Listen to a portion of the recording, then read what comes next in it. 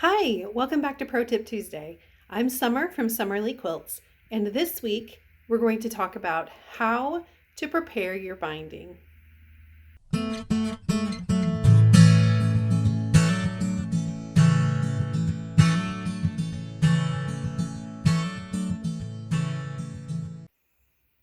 Okay, we're going to take our pile of strips and we're going to turn them into that long and beautiful strip of binding. Okay, so let's start with one strip. I'm going to push mine off to the side. Now, I have and leave the selvage on, and I'm going to show you how and why. So I don't cut the selvage off of my binding strips. I leave it on here, and I use this to help me line up each strip. So I want to make sure that the right side of the fabric is up. That means the part that is the darkest with the color. And you can see the bottom half this is the wrong side. So I want the right side up. I'm going to take the next strip. Now, when you look at your sashing, I'm going to show you something real quick. There's usually one side that has writing on it. Usually it's white. In this case, it's not, but there's usually one side that's like really clear. And then there's a side that just has like the holes in it. Okay. And this is so that our fabric doesn't unravel while on the bolts. I like to use, when I do my binding, I like to have the white or the strip that has the writing on it on the bottom and the piece that doesn't on the top, because I can see it better and line them up more easily. So this allows me to be able to tell where the line is easier. Okay. So fiddle with that. If that works for you, that's great. This is how I do it. So I'm going to line these over and I'm going to make them intersect. And I just line this line up, the side or the edge of this up with the line here on the selvage. And I'm going to make sure that the selvage up here, where you can see where the holes are, goes beyond the edge of the other strip. So once you have them lined up here, we're going to sew from this corner all the way down to this corner. Now that, can be intimidating if you're not used to doing it smoothly all the time. So what I recommend is taking a ruler or a straight edge of some sort. You don't have to have special rulers for these types of things, but if you have a straight edge or something that can fit over your machine, put it here and then just draw a line right down like that. And you can use pencil or pen, it really doesn't matter. And then we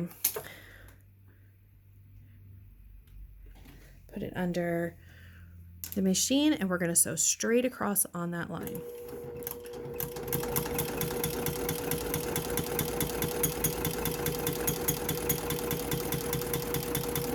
Okay. Now we're going to follow this strip along until we get to the other end, and we're going to flip it over and put it right side up again. And again, see, we have now the line as our guide. I'm going to grab another strip, place it over,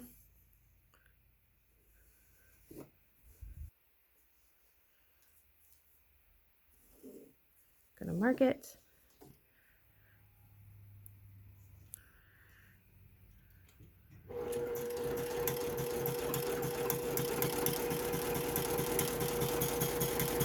Also, I'm using my walking foot while I'm doing this. You can use your regular foot or your 1/4 inch foot while you're preparing the binding.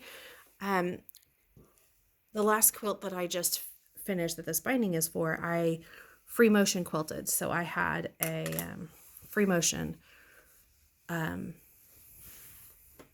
foot.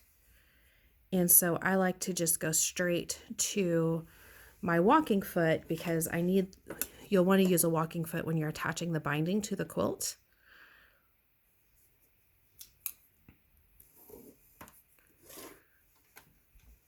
And so I don't like to have to change my feet that often, so I just leave it.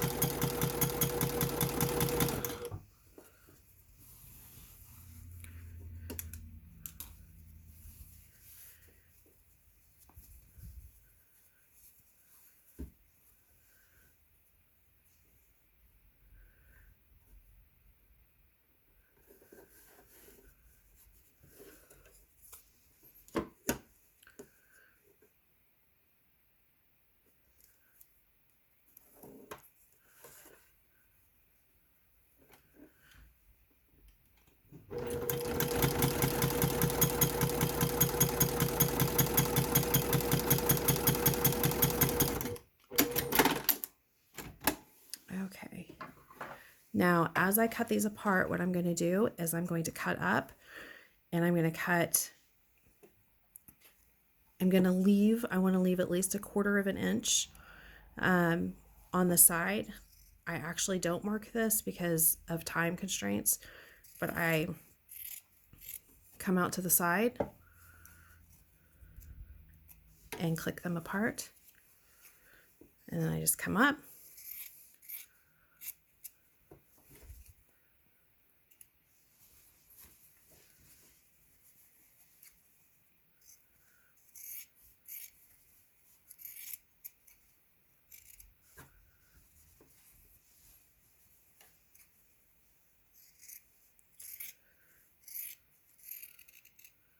There you go. And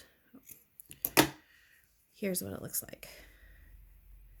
It flattens.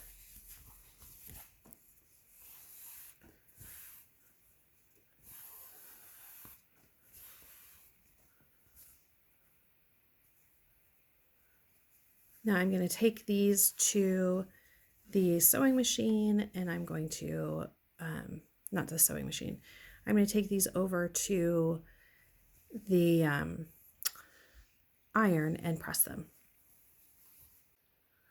Okay, so I'm at the ironing board, and I have my long strip of binding. I'm going to put it wrong side up. Remember, that's the light side that has the least amount of pigment and where our seams are.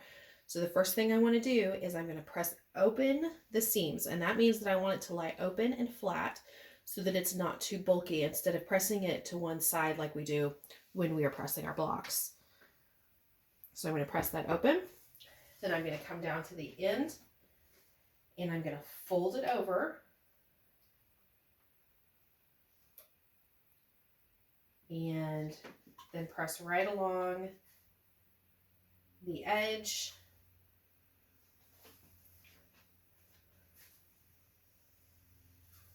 Just like that. Now when I get down to this part, I set my iron down. I pull, I mean, it's going to depend on the size of your ironing board, but if you're using a full size one like I am, I pull it down until the seam is down close to the end. And then I'll know that the next seam will be up. And I press that seam, open, and then I just continue right along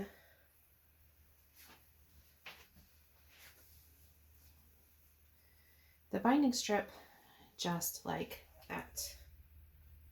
And so just going to continue until the whole thing is done.